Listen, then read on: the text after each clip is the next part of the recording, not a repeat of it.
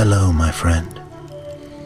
Today I will tell you another long-forgotten legend. Close your eyes and let the magic transport you to Middle-earth. Our journey begins.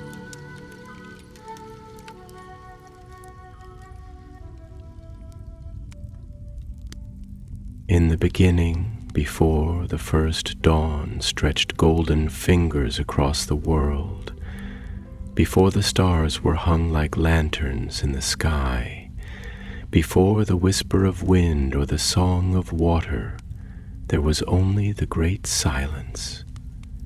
And in the heart of that silence, beyond time and space, dwelt he who was before all things, Eru Ilúvatar, the One. Ilúvatar sat in the timeless halls, a place neither light nor dark, where nothing yet had shape nor sound. There was no sky above, no earth below, only the vast and endless expanse of thought. But within Ilúvatar there stirred a melody, a song waiting to be sung, a story waiting to be told. And so Ilúvatar took a deep breath, a breath that was not of air but of something more, of creation itself. He let forth a single thought, and that thought became a sound, and the sound became a note, and the note became the first ripple of music in the great silence.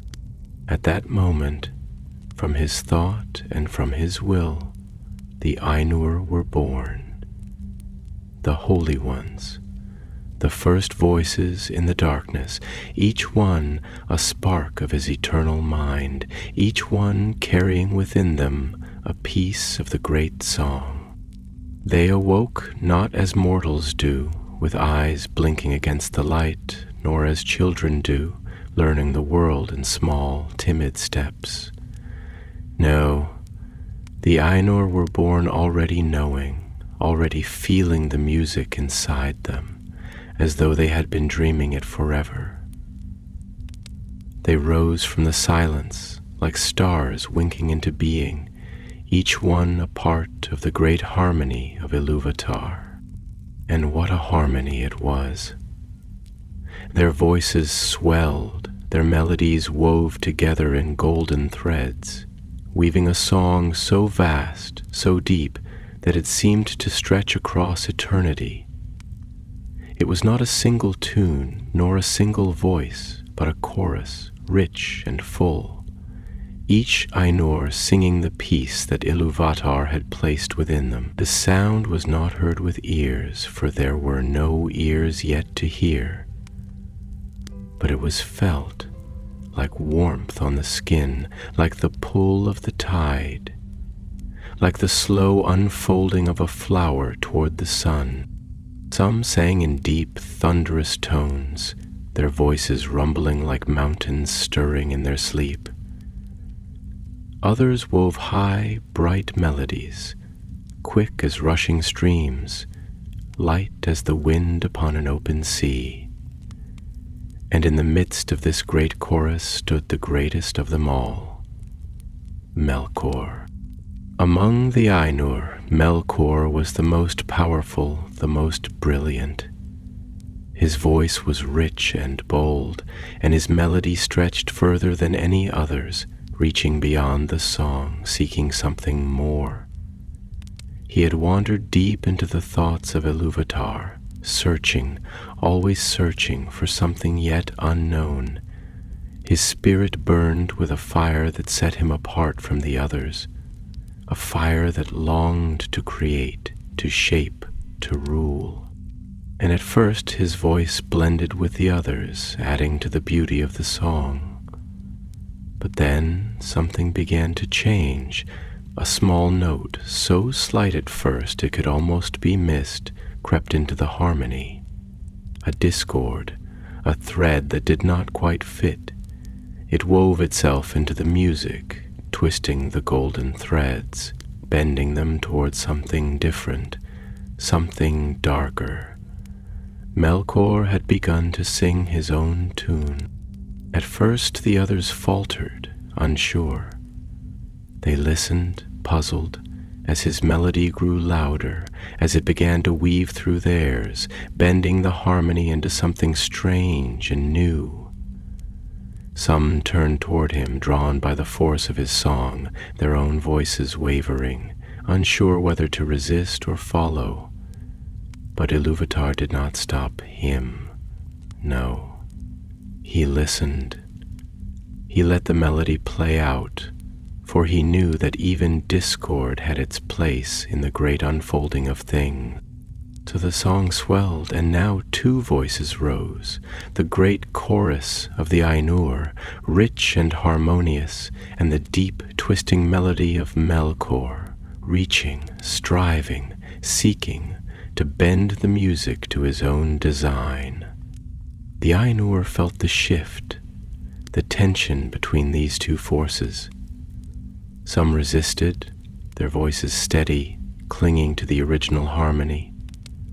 Others, uncertain, let their notes stray, drawn into the currents of Melkor's song. And thus, for the first time, a shadow passed through the music, a shadow of pride, of will apart from the whole.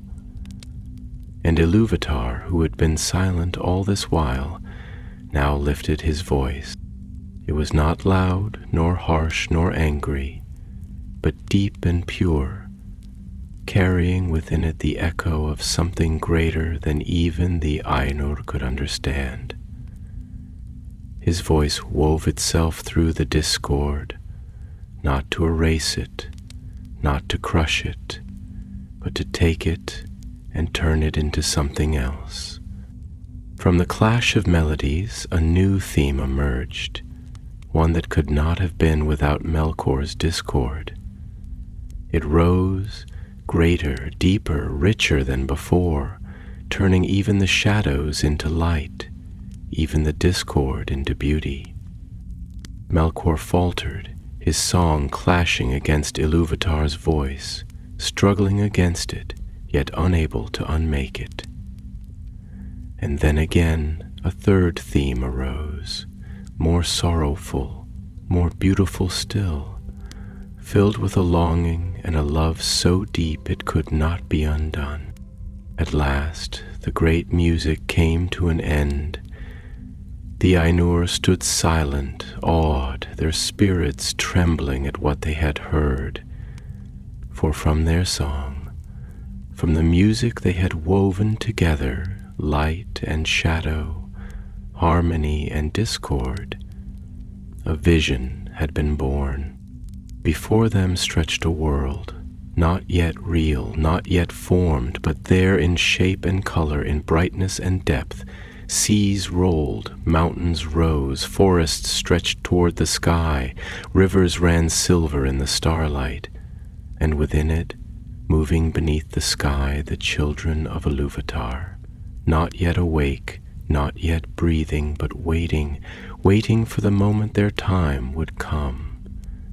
And as the Ainur gazed in wonder, Ilúvatar spoke, his voice gentle and vast. Behold, the world you have sung into being. And so, from the great music of the Ainur, the world of Arda was conceived, not in silence but in song. And though the song had ended, the tale was only just beginning.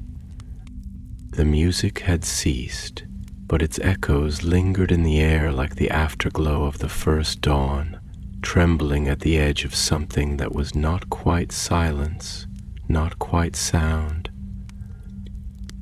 The Ainur stood in awe, their spirits heavy with the weight of what they had woven into being, their voices hushed, as if speaking too soon might shatter the vision before them. And the vision was vast, beyond all reckoning, a world suspended between dream and reality, luminous yet untouchable, waiting at the threshold of existence. Before them stretched Arda, though it was not yet named so, nor had its mountains yet felt the press of the wind, nor its seas the weight of their own tides.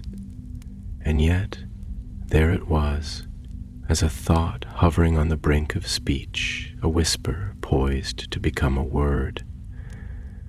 It was not merely a world of form and color, of light and depth, but something far more. It was a world suffused with meaning, a world inscribed with the echoes of the song. Every mountain had been born of harmony. Every river traced the flow of melody through its banks. And in the breath of that world to be, the Ainur could sense their own voices, their own notes woven into its design. Melkor stood apart from the rest, his spirit taut with an unrest he could not fully name, a hunger gnawing at the edges of his thought, as if the vision before him were a locked door and he alone had been left without the key. His song had shaped much, though not as he had intended. The great valleys that would one day rise in mist and mystery had been carved in the clash of his discord. The depths of the ocean, where darkness would brood and secrets would slumber, had formed in the tremor of his defiance. He had reached beyond the melody of Ilúvatar, seeking to mold it, to take hold of it with hands unseen, yet still it had turned against him, shifting into something new, something greater. A slow and heavy silence stretched between the Ainur, for they had all seen the shape of the world that was to come, but they did not yet understand it fully. They had been the singers of the song, yet the song had borne fruit beyond their grasp, as though a flame had been kindled by their voices but burned with a light of its own. At last Ilúvatar spoke, and his voice was as a river flowing through a great chasm, its depths unknowable, its strength inexorable. "Behold," he said, "the world that you have sung into being. Behold the gift of your voices, which have woven the substance of thought into the form of things unseen. But know this, what you have sung is not merely a thing to be looked upon and then forgotten. It is not a dream that fades with waking, nor a passing reflection upon still waters. It shall be given breath, and it shall be made real." The Ainur trembled, for the weight of Ilúvatar's words was like the weight of a great sea pressing against the shores of their understanding, a force so vast they could scarcely comprehend it. Manwe, who was the mightiest among them in wisdom and in spirit, raised his voice, though it was hushed with reverence, as one who speaks in the presence of something far greater than himself. "Father of all," he said, and his voice was as a wind that carries the first scent of rain, full of wonder. "The vision we have seen is fair beyond all things, and its depth surpasses our thought. But if it is to be made real, if it shall pass beyond mere song into the realm of that which truly is, then what is our place within it? Shall we look upon it from afar, as one gazes upon the stars and names them beautiful, yet never touches their light?" Ilúvatar looked upon him, and his voice was as the turning of the sky, as the slow movement of constellations unseen.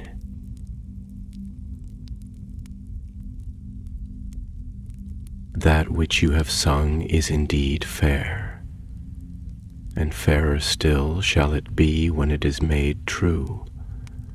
But I do not ask you to merely gaze upon it as a thing apart. I do not ask you to stand at its edges, distant and untouched.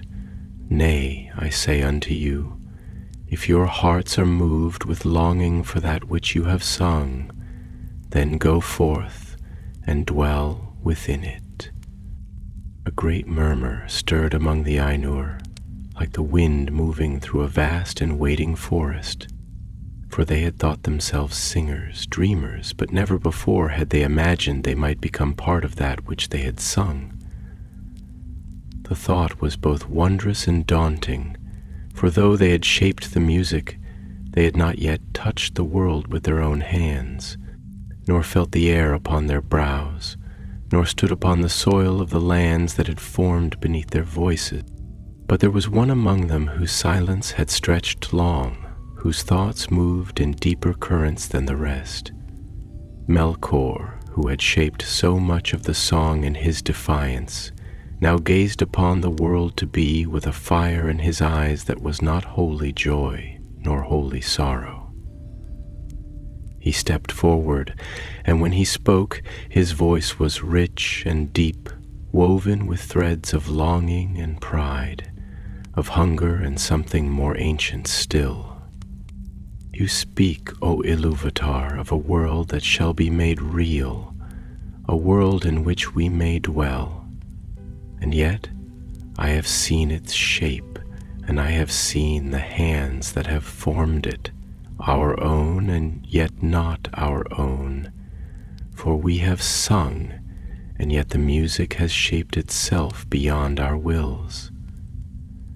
If we are to enter this world, if we are to dwell within it, then tell me this: shall we merely walk upon it as guests, moving as the wind moves, shaping nothing, ruling nothing?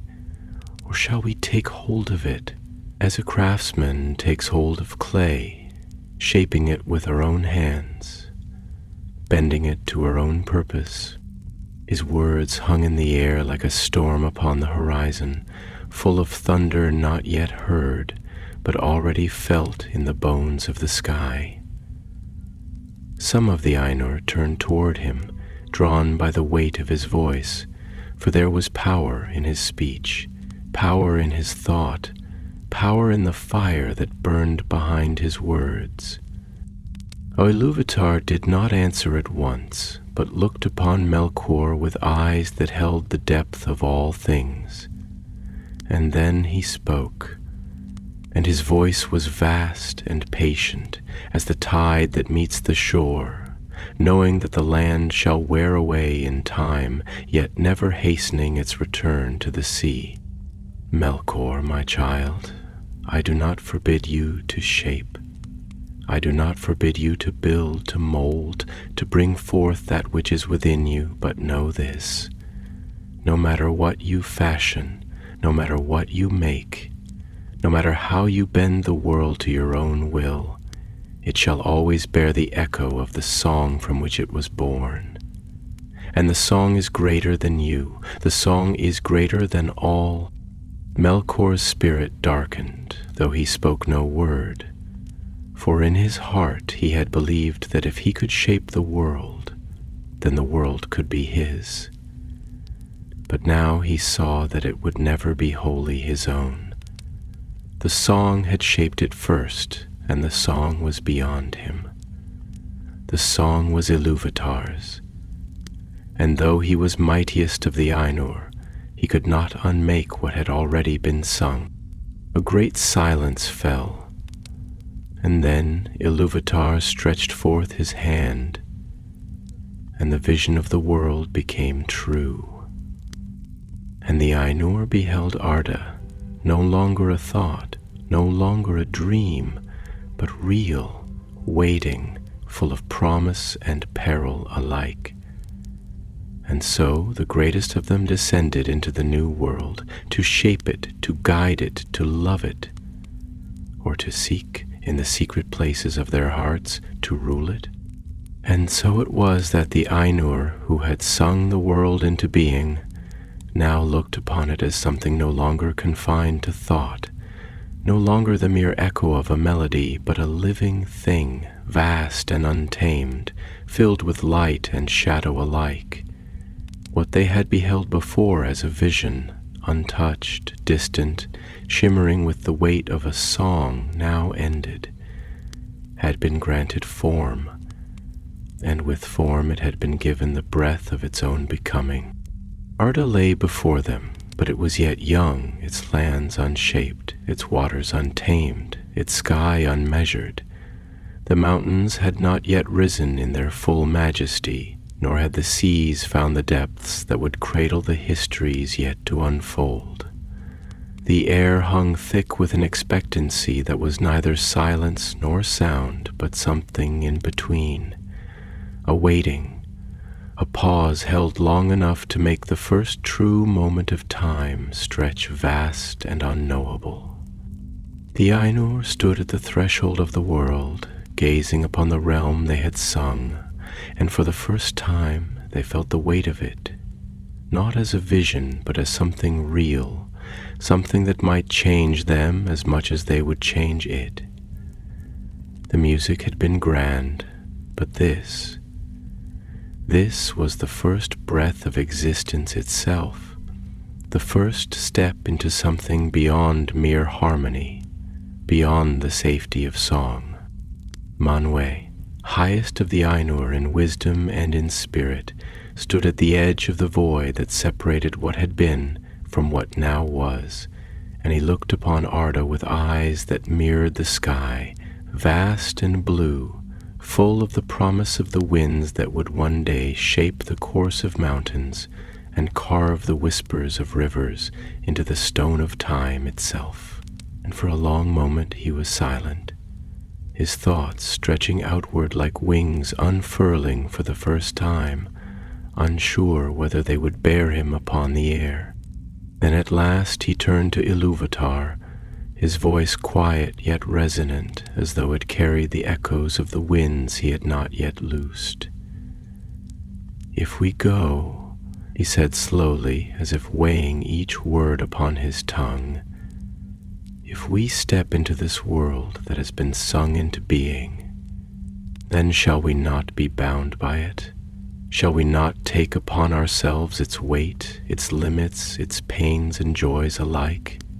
We have dwelled beyond time, beyond space, and we have known nothing but the freedom of thought, of song, of that which cannot be measured. But Arda is a place where things may be broken, where light may cast shadow, where beauty may be marred. If we descend, shall we not be changed?"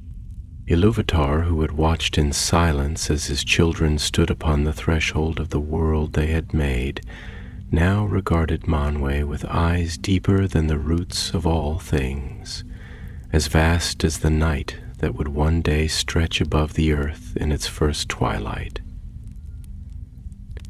"Indeed," he said, and his voice was neither heavy nor light, neither sorrowful nor joyous, but something vast and unyielding, like the tide that knows neither regret nor haste, for in the making of a thing one is bound to it. To shape is to change, and to enter a world is to become part of it. You have sung Arda into being, and in so doing you have already bound yourselves to it, whether you walk upon its lands or remain afar. But I do not command you to enter it, nor do I forbid it. The choice is yours." And then for a long time, the Ainur stood in silence, gazing upon the young world, and each felt within themselves the weight of the choice before them. But there was one who did not hesitate.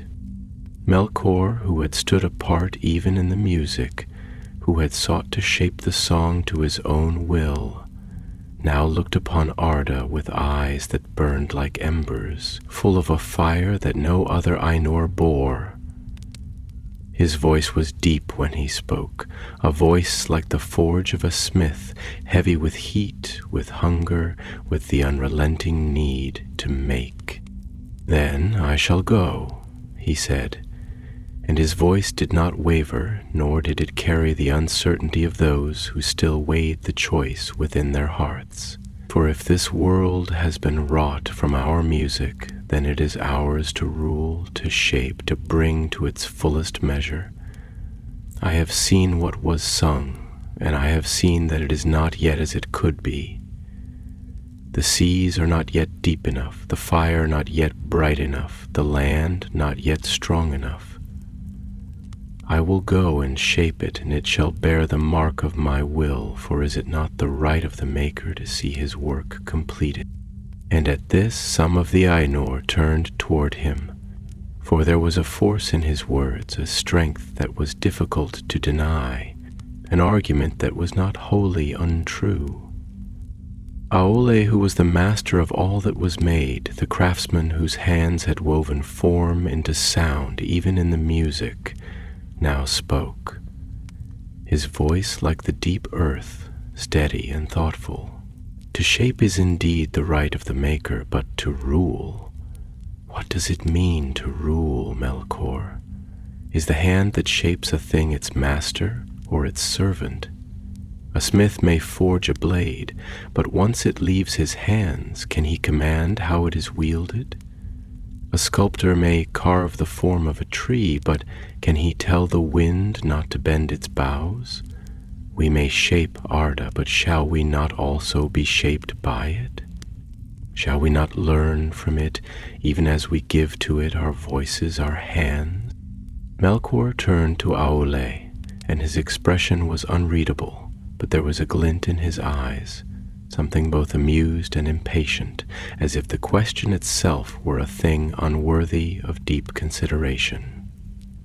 "You speak as though shaping and ruling were two different things," he said, his voice smooth as polished stone. "But what is rule, if not the greatest form of shaping?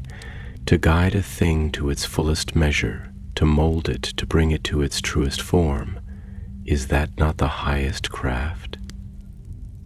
You would place your hand upon the world and then release it to its own course, but I would not.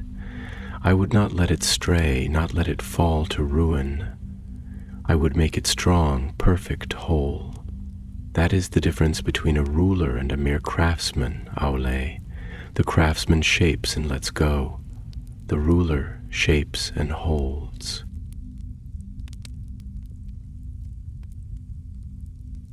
Aule sighed, and his heart was heavy, for he knew that there was a fire in Melkor that would not be stilled, a hunger that would not be sated by words. And yet the choice remained, and so it was that the Ainur looked upon Arda and made their choice.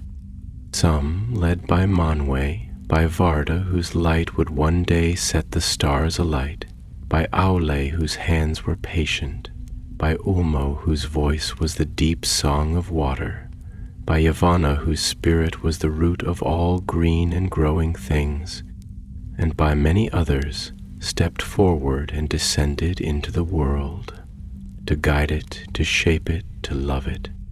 And Melkor, whose fire burned brightest, also descended, but his heart was filled not only with the desire to shape, but to rule.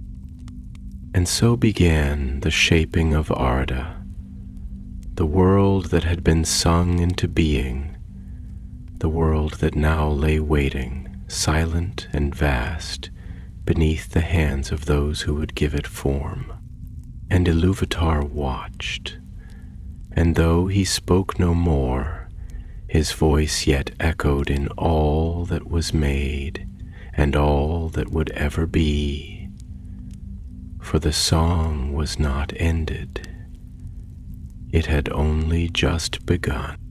Thus did the Ainur descend into the world they had sung into being, and with that descent came a change that none among them had ever truly foreseen, though Ilúvatar had spoken of it. For until this moment they had existed beyond the constraints of space and time, beyond the weight of form and the measure of distance. They had been as the music itself, flowing and unfettered, their thoughts as boundless as the sky that had not yet stretched over the newborn world. But now, as their spirits entered into Arda, they felt the weight of it settle upon them, an unseen gravity, a quiet but inexorable tether binding them to the realm they had shaped. It was not an imprisonment, nor was it a loss, but it was a new thing, unfamiliar, both limiting and wondrous. For now they could touch what had before been only thought. Now they could feel the earth beneath their feet, the air moving through their forms, the vastness of the sky stretching above them like a great waiting canvas upon which they might paint the strokes of their will. And with that first breath of the world, they understood that they had crossed a threshold, beyond which there could be no return, that they had entered into something greater than themselves. The land was yet shapeless, a vast plain of possibility, where the firmament had not yet found its balance, where the seas had not yet settled into their ancient paths, where the mountains had not yet gathered their weight against the sky. It was a world of raw potential, trembling with the echoes of the song, as though even now the music still whispered in the wind, waiting to be called forth into form. Manwë stood at the highest place, or what might be called the highest, though height and depth were not yet as they would one day be. He stretched forth his hands, and the air stirred, moving for the first time in great unseen currents, the first breath of the winds that would one day race across the face of the world. The sky, which had before been void and endless, now curved itself above him, a vast and waiting dome, and within it he set the unseen pathways through which the winds would dance and sing, carving the spaces between cloud and sun, between storm and stillness. Beside him stood Varda, and she looked upon the sky, seeing not its emptiness, but its promise, and her heart was moved with a great longing. For the world was young, and though it had been made real, it had not yet been lit.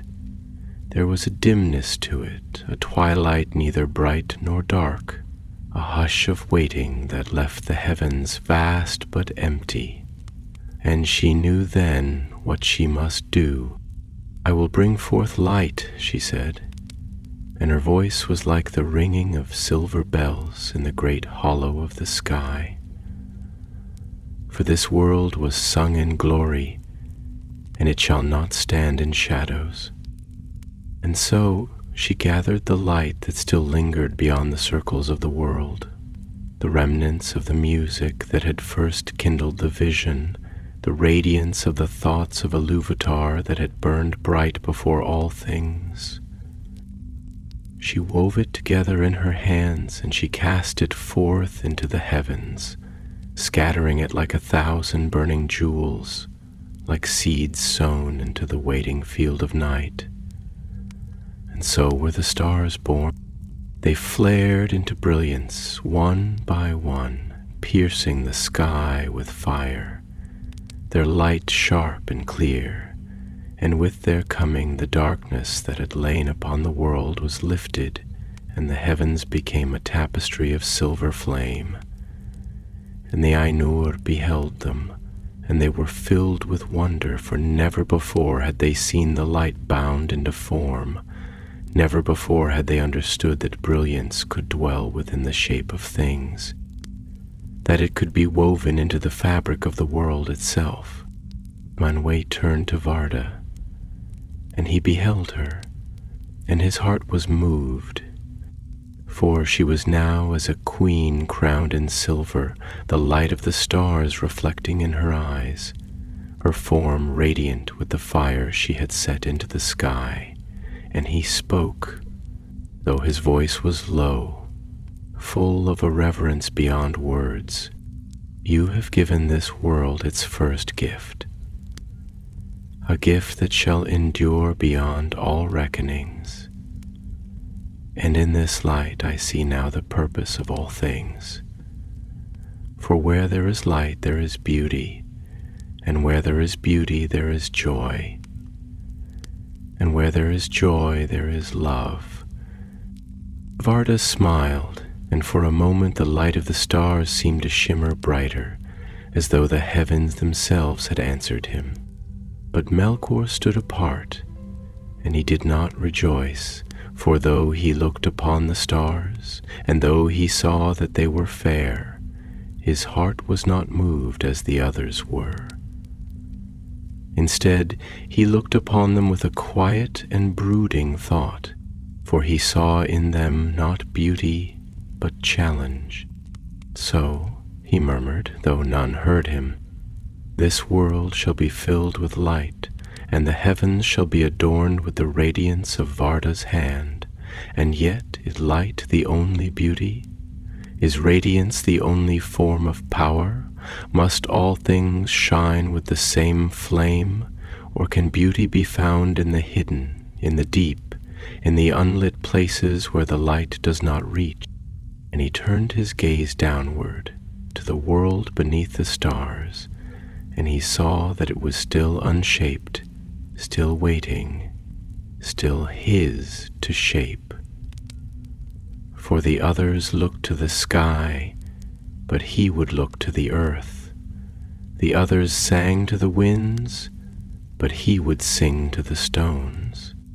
He stepped forward, and where his feet touched the ground, the land trembled.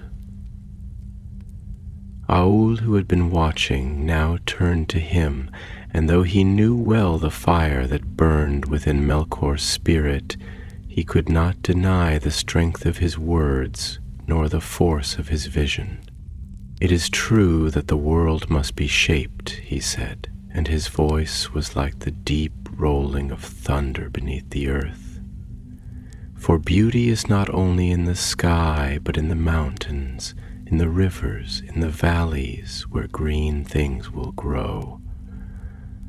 There must be form and depth and structure, for without these there is no place for anything to dwell, no place for life to take root."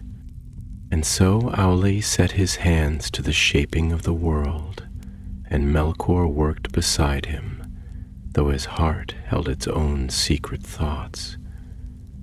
They raised the mountains, and they delved the deep places of the earth, carving the great chasms and the valleys, setting the rivers on their paths.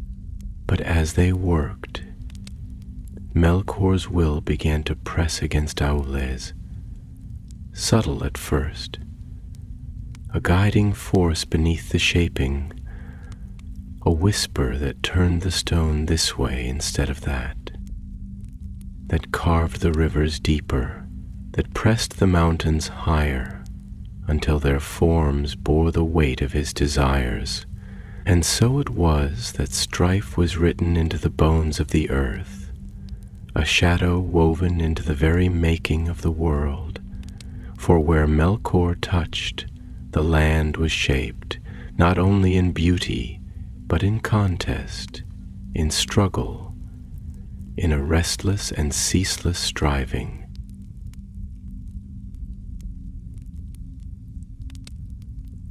And thus did the world take its first shape, the land rising and falling, the seas stretching their arms to embrace the shores, the sky arching high above, scattered with the light of the stars. And though it was still young, still forming, still waiting for its final purpose, it was no longer only a song. It had become a world. In the newborn world, where the sky stretched vast and waiting, where the land had begun to take its first breath beneath the weight of stone and river, the Ainur moved as sculptors in a realm of endless clay, their hands shaping the valleys, their voices carving the winds, their will pressing into the deep places of the earth. The world was young, not yet set in its final form, but it was no longer void. It had taken on the first murmur of life, though no living thing had yet stirred. and the air hung thick with the silent song of its own becoming. The mountains had begun to rise, their peaks still rough and unhewn, standing like the first bones of the world thrust up from the deep places where the roots of the earth still burned with the fire of their shaping. The seas had begun to stretch their arms, carving their paths through the still forming lands, their waves like restless hands reaching for the distant shores. The rivers had begun their long journeys, whispering to the valleys they would one day cradle, and the sky had gathered the first breath of the winds that would one day race over hill and field. And yet, for all the beauty that was taking shape, for all the grandeur of its making, there was a tension that lingered beneath the surface, a discord that hummed like a silent thread beneath the harmony of the world. For Melkor moved among the Ainur, and though he shaped as they shaped, though he built as they built, there was in his work a restlessness, a hunger that could not be stilled. Where the mountains rose high, he made them higher, as if challenging the sky itself to reach beyond his grasp. Where the rivers ran deep, he drove them deeper, as though seeking the heart of the world where its fire still burned. And where the plains stretched wide and open, he carved them with chasms, great wounds in the earth, as if to remind the land itself that it was not yet whole. Aule, who was the master of all things wrought, the great craftsman whose love was in the making, in the shaping, in the bringing forth of form from formlessness, labored alongside Melkor, and for a time he did not question the force with which his brother worked. For Aule too loved the shaping of things, and he saw in Melkor's hands a great skill, a power that might have been turned to wondrous works. But as time passed, as the mountains were raised and the valleys were carved, as the rivers were set upon their paths, Aule began to see that Melkor did not shape as he shaped, that his hands did not work with the same love, the same patience, the same deep joy in the act of creation itself. And so, as the fire of the earth still rumbled beneath them, as the sky stretched vast and silent above, Aule turned to Melkor, and he spoke, his voice deep and steady, like the rolling of distant thunder, a voice that had known the weight of stone, the patience of the forge. Melkor, my brother, you labor with great power, and the works of your hands are strong beyond all measure. But tell me this, do you love what you shape, or do you only seek to shape it because you may? Do you look upon the mountains and rejoice in their height, or do you only measure them against the sky to see what still surpasses them? Do you carve the rivers with the joy of the water's course, or do you only gouge the land to mark it with your will? I have seen you work, and I do not doubt your skill, nor your might, nor the force of your spirit. But I wonder, Melkor, whether you shape because you love the shaping, or because you cannot bear to see a thing that does not bear the mark of your hands. Melkor turned to him, and for a long moment he did not answer. The fire that burned in his gaze did not dim, nor did his countenance change, but his silence was heavy, laden with the weight of thoughts unspoken, with the burden of something vast and restless within him. When at last he spoke, his voice was deep and smooth, like the slow rolling of a tide against a distant shore, a voice that could soothe as easily as it could command. You ask me if I love what I shape, Aule, and I will tell you this. I love that which has the power to become greater than it is. I love that which is not yet finished, that which still yearns to be more. You look upon the mountains, and you are content with their height. I look upon them, and see that they might yet rise higher. You carve the rivers, and let them run as they will. I look upon them, and wonder if they might not be driven deeper, if their course might not be bent to serve a greater purpose. You ask if I shape because I love the shaping. I tell you that I shape because I will not be bound by what is already made. The world is young, and it is ours to shape. But I will not be satisfied with merely shaping. I will command it. I will not let it grow wild and uncontrolled. I will make it strong, Awele. I will make it worthy of the song that bore it into being. Awele sighed, and there was sorrow in the weight of his breath, though he did not yet know the fullness of what he grieved. But do you not see, Melkor?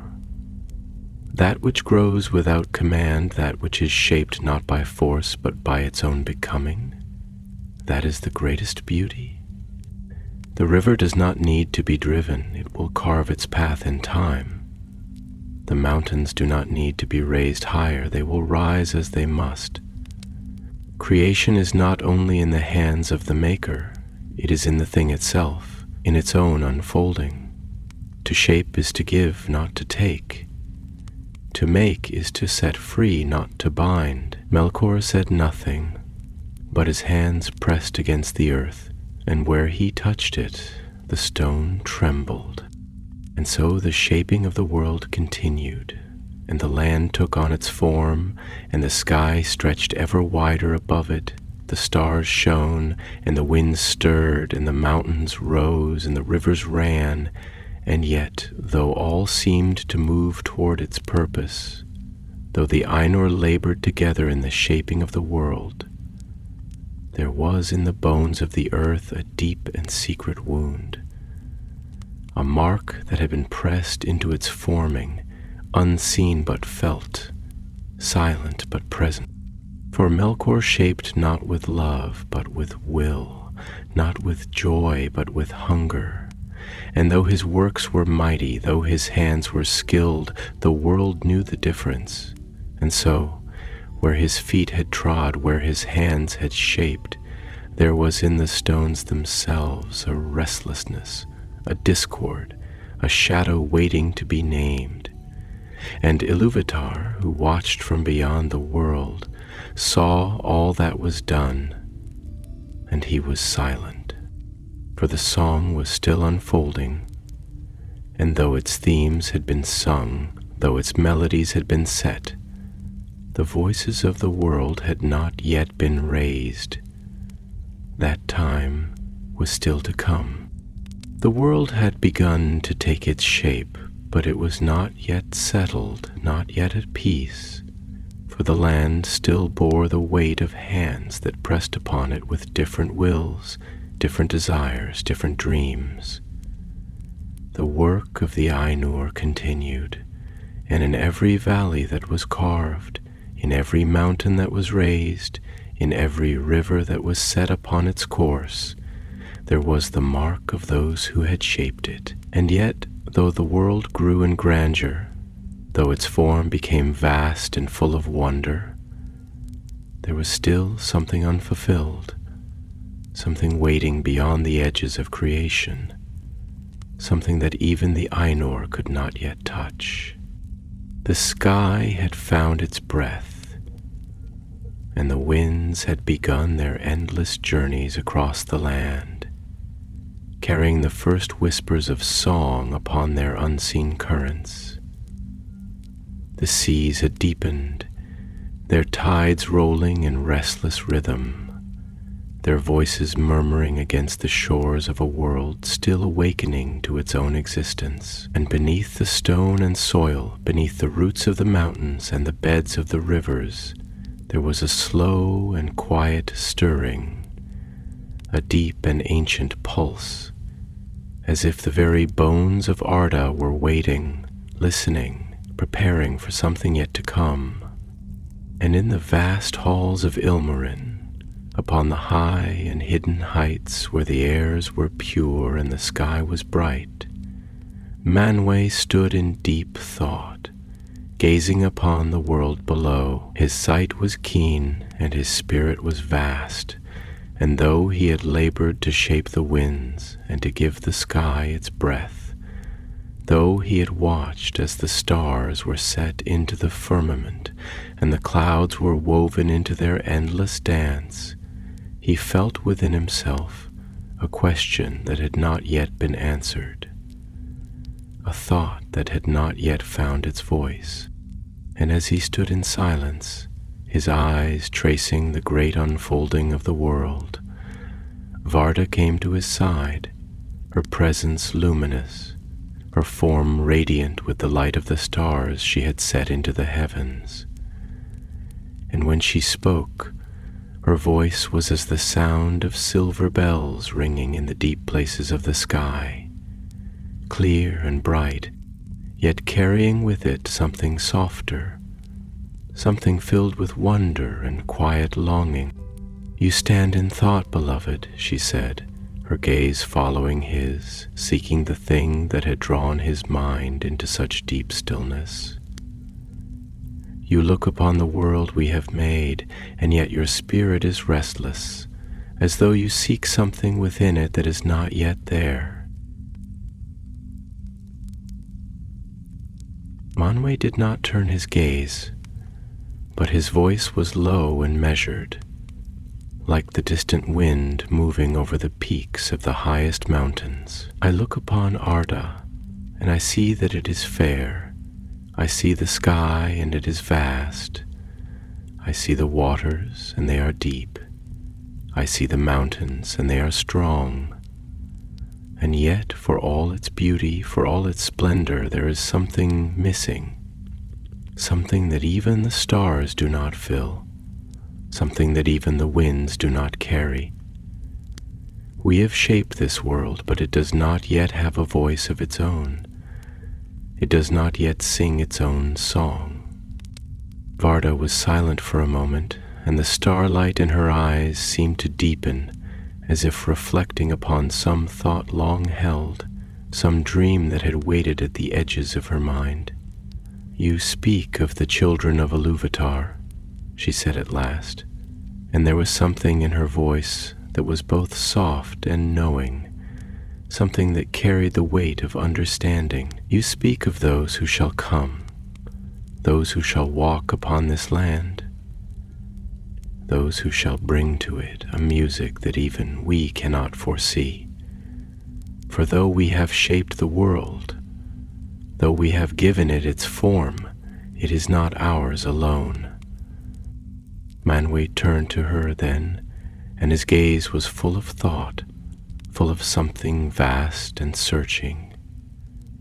"Yes," he said, and his voice was quiet, but it carried with it the weight of the winds, the depth of the sky, the vast and endless motion of the air. "We have labored and we have wrought, and yet even as we shape, we know that it is not for us alone. The song that brought this world into being was not sung for our voices alone. It was sung for those who shall come after, for those who shall take up the melody, for those who shall weave their own harmonies into the great unfolding of all things. And yet we do not know them. We have seen their coming in the vision of Ilúvatar, but we do not yet know their voices, nor the paths they shall walk, nor the choices they shall make. And that is what I feel as I look upon this world, the waiting, the silence before the first breath, the hush before the first note is sung." Varda reached out then, and she placed her hand upon his, and for a moment they stood together, gazing upon the world that lay before them, upon the seas that stretched vast and waiting, upon the mountains that stood like silent sentinels, upon the valleys that whispered with the promise of things yet to come. And in that moment, though the Ainur had not yet beheld the firstborn, Though the children of Ilúvatar had not yet awakened, though the world was still silent in its waiting, there was a sense that something vast and beautiful lay upon the horizon, something that would change all things, something that even the Ainur could not fully comprehend. But not all looked upon the world with such thoughts. Far in the deep places of the earth, in the hidden places where the light of the stars did not reach, Melkor stood apart, and his heart was restless. He had shaped as the others had shaped, he had wrought as the others had wrought, but his hands had not been stilled, his will had not been tempered. For though the world had been made, though the foundations had been set, though the sky had been raised and the seas had been deepened, he looked upon it and saw that it was not yet claimed. He saw that it was still wild, that it was still unruled, that it was still open to the shaping of hands that were strong enough to take hold of it and bend it to their will. And he turned his gaze upon the lands, upon the great mountains that had risen at the touch of his power, upon the valleys that had deepened beneath the weight of his will, and he spoke, though no one yet heard him. The world is vast, and it is beautiful, and it is strong, but it is not yet tamed. It does not yet know its master. His voice was low, but the stone itself trembled at his words, and the winds that moved above did not touch the depths where he stood.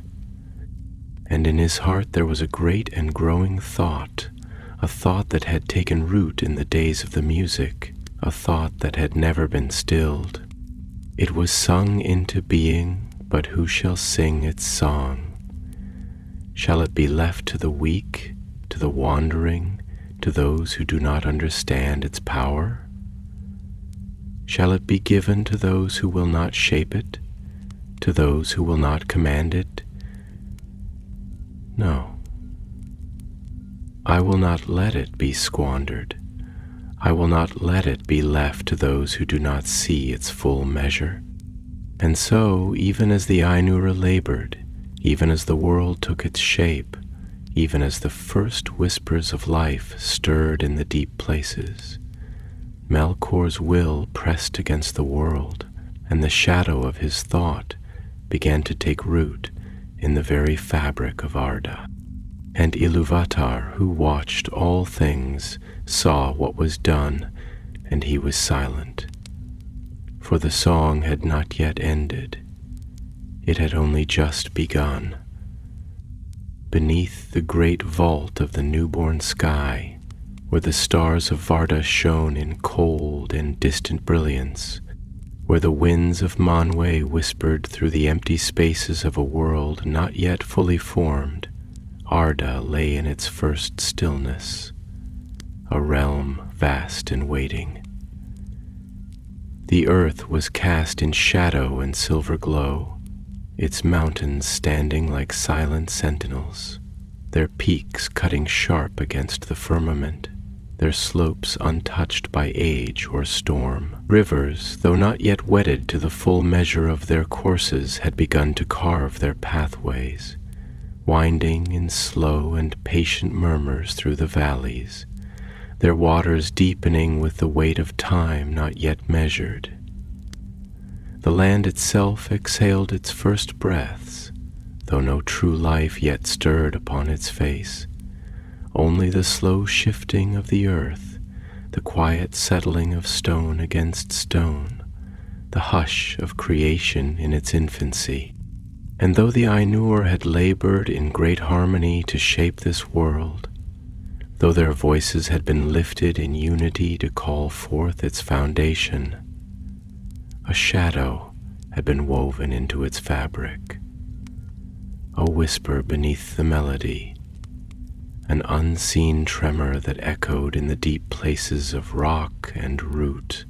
For Melkor, the mightiest of the Ainur, whose heart burned with a fire unlike any other, whose will was a great storm ceaselessly seeking to break against the shores of the world, had not turned his hand away from its making. And though he had worked beside them in form, though his hands had shaped and his thought had pressed upon the lands and seas, there was in him a desire that did not wane. And now, as he stood in the vast and unlit places of the world, far from the high halls of Manwë, far from the starlit heavens of Varda, far from the deep and quiet forges of Aule where stone was shaped with love and patience, Melkor looked upon the world and saw not a realm of wonder and harmony, but a thing incomplete, a thing unfinished, a thing unruled. His gaze swept across the mountains that had risen at the hands of his brethren, the rivers that had been set upon their long courses, the plains that stretched wide and unbroken, and he saw in them the marks of many hands, the traces of many wills. And something within him curled at the thought, something dark and restless, something that had stirred long ago in the great music, when his voice had sought to weave its own melody above the song of Ilúvatar. And so he spoke, though none but the land itself was there to hear him, though only the stones beneath his feet bore witness to the words that passed his lips. "You are fair," he murmured, his voice as deep as the roots of the mountains, as heavy as the silence before a storm. "You are vast, you are strong, but you are nothing yet. You have no purpose. You have no master." His hands, great and terrible in their power, reached forth, and where his fingers touched the earth, the land seemed to quiver, as if it could feel his will pressing into its shape, as if it could sense the fire that burned behind his thought. "I have shaped you as they have shaped you. I have walked upon you as they have walked upon you. And yet, you do not yet bear my name. You do not yet bear my will. You are a thing unfinished, waiting to be taken, waiting to be given direction, waiting to be ruled." And as he stood in that desolate place, in that deep and forgotten valley where the light of the stars did not yet reach, he turned his mind inward, searching the fire that had long burned within him, seeking to bring forth that which had been kindled in the days of the music, the dream he had carried through the halls of Ilúvatar, the vision that had set his voice apart from the voices of his kin, and from his thought the shadow deepened. The land itself, which had been silent, which had been still, which had been waiting, seemed to bend beneath the weight of his will, as though it could feel his presence settling upon it like a hand pressing against the throat of a flame, as though the very earth knew that something had changed.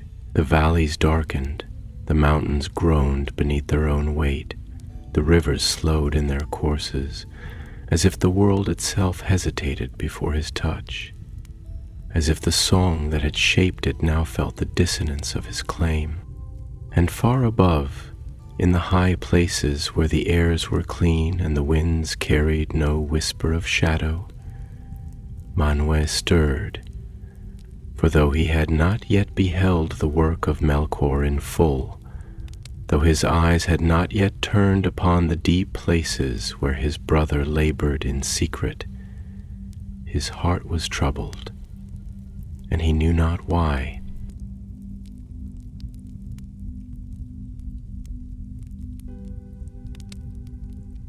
And Varda, standing beside him, looked upon his face and saw in his gaze the first trace of a storm, the first ripple upon the waters before the coming of a great tide.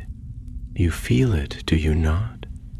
she asked, her voice as soft as the silver light she had set in the heavens, yet carrying within it something keen, something that cut like the edge of a blade unseen.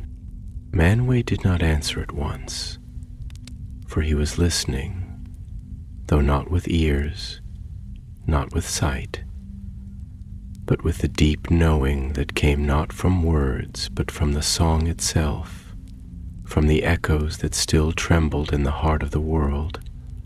And when he spoke, his voice was low, as if weighed by something unseen. "There is a shadow," he said at last, though his eyes had not yet found its source. "There is a stirring in the deep places. The world is not as it was. The earth does not yet sing as it should."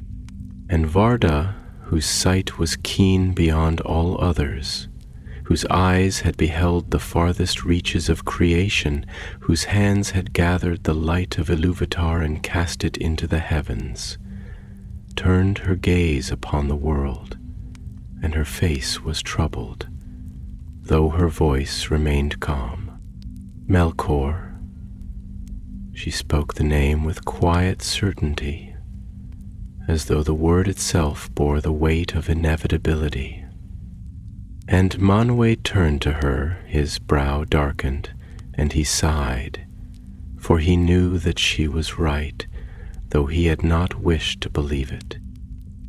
"He does not cease," he said, and there was sorrow in his voice, sorrow not for the world, but for the brother he had once known, the brother who had sung beside him in the first days, the brother who had been greatest among them, before the fire in his heart had burned too fiercely, before his voice had sought to rise above the song itself.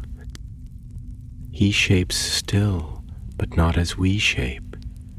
He builds, but not as we build, and the world trembles beneath him." And Varda, who knew the stars, who had seen the light of the first dawn before it had ever been kindled, spoke again. And her voice was firm, though sorrow lay within it. "Then we must watch," she said, "for if the world trembles, it will break, and if it breaks, then all shall be changed." And so Manwë looked upon the world with new sight, and though he could not yet see the fullness of what Melkor had wrought, though the shadow had not yet revealed itself in full, he knew that the time of peace was drawing to its end, that the shaping of the world would not be without struggle, that the music had not yet sung its final notes. For the first discord had been sown into the foundation of the earth, and the hands of Melkor had pressed upon its shape, and the song of Ilúvatar, though vast beyond all reckoning, had begun to weave within itself the first notes of a coming storm. In the vastness of Arda's first age, where the world was still raw and unbroken, where the stone had not yet felt the weight of time, and where the air carried no memory of voices save for those of the Ainur, a slow and silent tension wove itself into the fabric of all things, a presence unseen, yet felt in the way the rivers twisted against their own courses, in the way the mountains bore their weight with a stillness that seemed too heavy for even the earth to hold. The land, though young, had already begun to shift beneath the weight of different wills, for it had been shaped not by one hand alone, not by a single vision, but by many. And among those hands, among those voices, there was one that pressed deeper than the rest, one that sought not merely to form, but to claim, not merely to build, but to rule. And in the high places, where the sky stretched vast and endless, where the winds had been loosed to sing their first songs, Manwë stood in deep thought, his gaze distant, his spirit uneasy. He had shaped the airs, had given them their freedom to move as they willed, had sung into them the first whispers of the melodies that would one day race through the valleys and across the seas. And yet, for all the wonder that filled the world, for all the beauty that had been set into its foundation, there was in him a sense of something unresolved, something unfulfilled, as though the harmony he had once known had been altered in ways he did not yet fully understand. Arda stood beside him, her presence luminous, her form reflecting the light of the stars she had cast into the heavens, and when she looked upon him she saw the weight that had settled upon his spirit, the quiet shadow that had begun to take root in his thought. "You feel it more keenly now," she said at last, her voice like the distant ringing of silver bells in the deep chambers of the sky. "The discord, the thread that does not follow the weave, the note that does not resolve into the harmony." Manwe sighed, and his breath was as the exhalation of the wind before the coming of a great storm. "I have felt it since the beginning, though I did not wish to name it," he admitted, his gaze still turned upon the world below. "For when we sang, when the vision was first given to us, I knew that our voices were not alone, that among us was one whose song sought to bend the melody to its own course. And now, though the music has ended, though the world has been made real, that will has not ceased, that desire has not faded. I feel it pressing against the shape of things, lingering in the folds of the air, stirring in the depths where the stars do not reach." Varda's expression did not change, but her eyes, bright and keen as the first light of dawn before the sun has risen, turned toward the land below, toward the places where the valleys stretched in deep shadow, where the rivers had begun to carve their restless paths, where the mountains stood like sentinels watching over a world still waiting to awaken.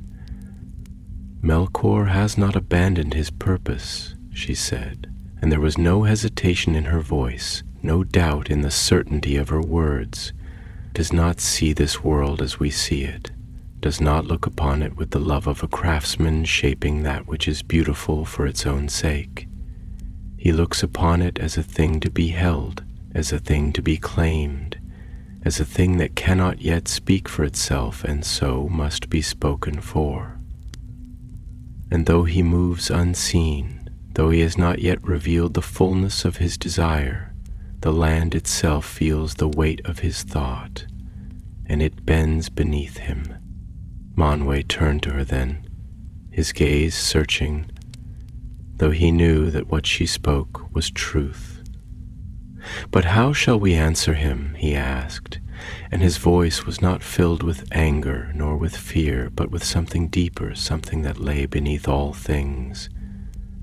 The quiet sorrow of one who has seen the first ripples of a great tide and knows that he cannot stop the waves that will follow, for we are not as he is.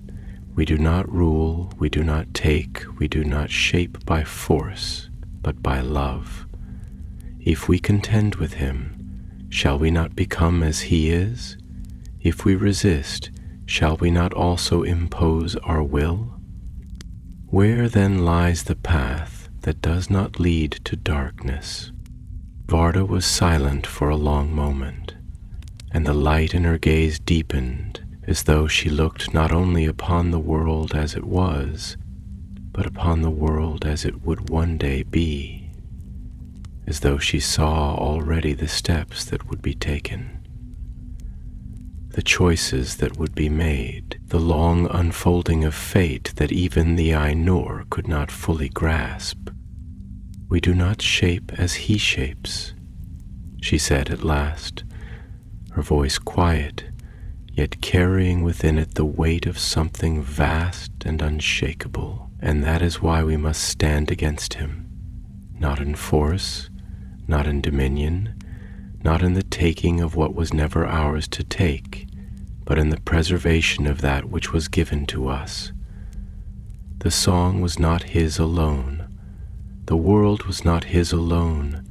It is not ours either, but it is not his to bend, not his to rule. If we do nothing, if we turn away, then we have already lost. If we say nothing, if we stand aside, then he has already won. We do not impose, we do not demand, but we must protect. For if we do not, then who shall?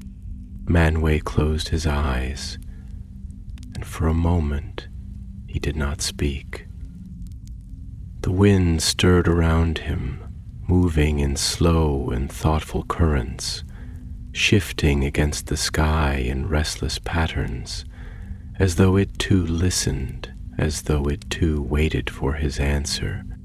"Then we must watch," he said at last, and there was no hesitation in his voice, only the deep and quiet resolve of one who has accepted the weight of what must be done. "We must watch, and when the time comes, we must act, not with force, not with wrath, but with the strength of what was always meant to be. For this world is not yet whole, and the children have not yet come, and their song has not yet begun.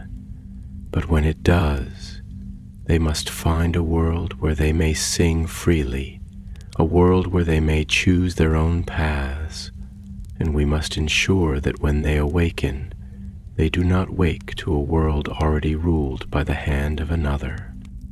Arda inclined her head, and for the first time in long ages a small smile touched her lips, not of joy, not of triumph, but of quiet understanding.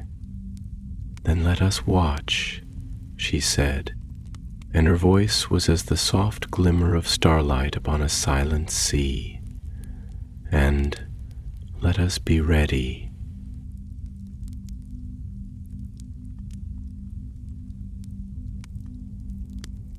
And so, upon the high places of the world, beneath the vast and endless sky where the stars burned cold and bright, Manwë and Varda turned their eyes upon the lands below, upon the valleys that whispered with the first breath of wind, upon the mountains that stood strong and waiting, upon the deep places where the light had not yet reached, and though they could not yet see all that would come, though the full shape of the days ahead was hidden from their sight, they knew that the time of stillness was drawing to an end, that the shaping of Arda would not be without struggle, that the first steps upon the long road of the world's unfolding had already been taken, and far beneath them, in the dark places where the fires of the earth still burned unseen,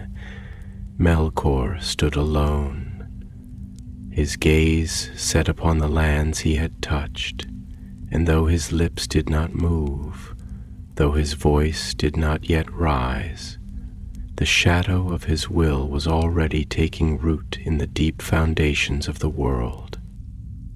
And Ilúvatar, who watched from beyond the world, saw all that was done, and he was silent, for the song had not yet ended. It had only just begun. The world lay in a hush, a great waiting silence stretched over the vastness of Arda, where the mountains stood as darkened silhouettes against the canvas of the newborn sky, and the rivers carved their slow, patient paths through lands that had never known foot nor voice. The seas churned restlessly, their depths concealing ancient power, their surfaces trembling beneath the weight of the heavens above. The stars, scattered in their endless vigil, shone with cold brilliance, their light untouched by the passage of time, for time itself had not yet begun in the way it would one day be known. The air stirred, shifting in unseen currents, whispering through the valleys, through the canyons, through the open plains that had been shaped by the hands of the Ainur, but had not yet felt the presence of those for whom the world had been made. And far beneath that sky, beneath the light of the stars, beneath the high halls of Manwë, where the wind never ceased its song, in the deep places where stone pressed upon stone, and the fire of the earth pulsed with slow and hidden breath, Melkor stood alone. He had wandered far from his kin, far from those who had shaped with love, with patience, with the quiet reverence of craftsmen who took joy in the act of creation itself. He had labored alongside them, yes, had raised the mountains with mighty hands, had carved the rivers, had set his mark upon the very bones of the world. But it had not been enough. It had never been enough. For the world was still free, it was still unclaimed, and that thought, that single undeniable truth, gnawed at the edges of his mind, a whisper that had not ceased since the first notes of the music had been sung, since the first vision of the world had been given form. His hands, strong and terrible, reached forth and touched the stone, feeling the deep thrumming of the earth, the silent resonance of something vast and waiting. The land did not speak, not as voices spoke, but it answered nonetheless. It felt him, it knew him, and he knew in that moment that he was not merely one among the Ainur, not merely a shaper among many, not merely a singer whose voice had been but a thread in the tapestry of Ilúvatar's song. He was something more.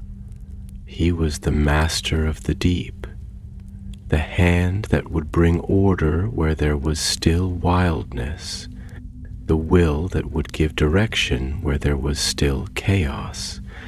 And if the others would not claim the world, then he would. "You are waiting," he murmured, though he did not know if he spoke to the stone, to the darkness, to the air itself. His voice was deep, smooth, woven with thought and purpose. "You are waiting for one to take hold of you, to give you purpose, to bend you into the form you were always meant to take." The earth shuddered, though no tremor ran through its surface. It was not movement, but knowing, a silent recognition of the will that had settled upon it, of the power that had reached into its heart and begun to shape it from within. And in that moment, he knew that he was alone, that none would stand beside him, that none would share in his vision, not as he had once hoped, not as he had once believed. But he did not grieve for that loss. He did not sorrow for it. "They have abandoned you," he continued, and his lips curled, though there was no mirth in his expression. "They have shaped you, and then they have stepped away, unwilling to rule, unwilling to claim what is theirs. They do not understand that a thing left to its own course will only weaken, will only decay. But I will not leave you to wither. I will not let you slip into ruin." The deep places trembled again, as if the stone itself leaned closer, as if it listened. "You will be strong," he whispered, and now there was fire in his voice, a promise, a binding.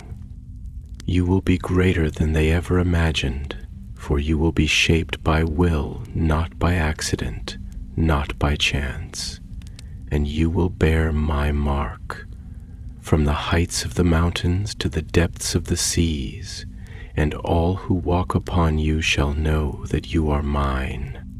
And with those words Melkor stretched out his power, and it sank into the world, weaving itself into its roots, into its foundation, into the hidden places where the light did not reach. He did not raise a hand to battle, did not stand in open defiance, did not cry out against his brethren, for he knew that the greatest victories were not won with the sword, but with the slow and quiet shaping of the world itself. He did not need to challenge them. He did not need to break them. The world would be his, because it had already begun to accept him. It had already begun to bend beneath him. And high above, upon the heights of Ilmarin, Manwë turned his gaze upon the world, his heart troubled, his thoughts heavy. He did not yet see the full measure of what had been done, did not yet know the extent of what had begun to take root beneath the mountains, beneath the seas, beneath the open sky where the stars shone undimmed. But he felt it, and beside him Varda watched in silence, and though she did not speak, her hands clenched at her sides, and the light in her eyes burned brighter, for she knew that the harmony they had sought to preserve, the beauty they had labored to shape, had been altered in ways they had not foreseen. The world was not yet broken, but neither was it whole. The shadow had not yet revealed itself, but it had already begun its slow and patient work. And in the great halls of Ilúvatar, beyond the circles of the world, beyond time, beyond space, beyond the unfolding of all things, the One watched in stillness, his thought vast, his will unshaken. He had seen all that had been done.